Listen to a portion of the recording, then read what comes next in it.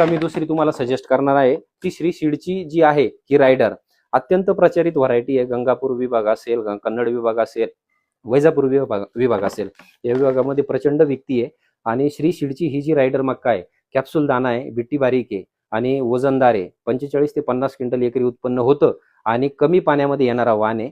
पाणी जर कमी असलं 8-10 दिवस जर पाऊस लेट पडला तरी ही वाणात सहनशक्ती आहे। म्हणून श्री सीडचा मी तर म्हणेल श्री सीडचा रायडर हा वाण तुम्ही एकदा नक्की लावा। त्याच कंपनीचा श्री सीडचा एक जो वाण आहे पंच, हा मागच्या वर्षीच मार्केटमध्ये आलेला आहे। याची पण बिट्टी बारीक आहे, कॅप्सूल दाना आहे आणि चारा याच्यात शुगरचं प्रमाण जास्त असल्यामुळे चारा हा जनावरांसाठी अत्यंत गोड आहे। सगळ्यात महत्त्वाचं उत्पन्न 45 क्विंटलच्या पुढेच येतं, 45 पेक्षा कमी नाही चालय। आणि हा पण वाण मी स्वतः लावलेला आहे श्री सीडचा, तर अत्यंत चांगला वाण आहे। तर मी तर तुम्हाला सजेस्ट करेल तर अडवांटा जर तुम्ही लावणार असेल किंवा पायनर लावणार असेल, अनेक कंपन्यांसोबत तुम्ही 2-2 व्हरायट्या श्री सीडच्या नक्की घ्या। श्री सीडचा वाण मी स्वतः बघितला आहे, अनेक शेतामध्ये मी प्लॉट बघितलेले आहे।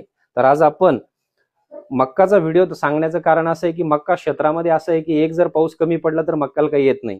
त्यामुळे मक्का आपल्याला निवडताना अशी निवडली गेली पाहिजे की कमीत कमी 8 ते 10 दिवस मक्काने दम धरला पाहिजे शेतामध्ये।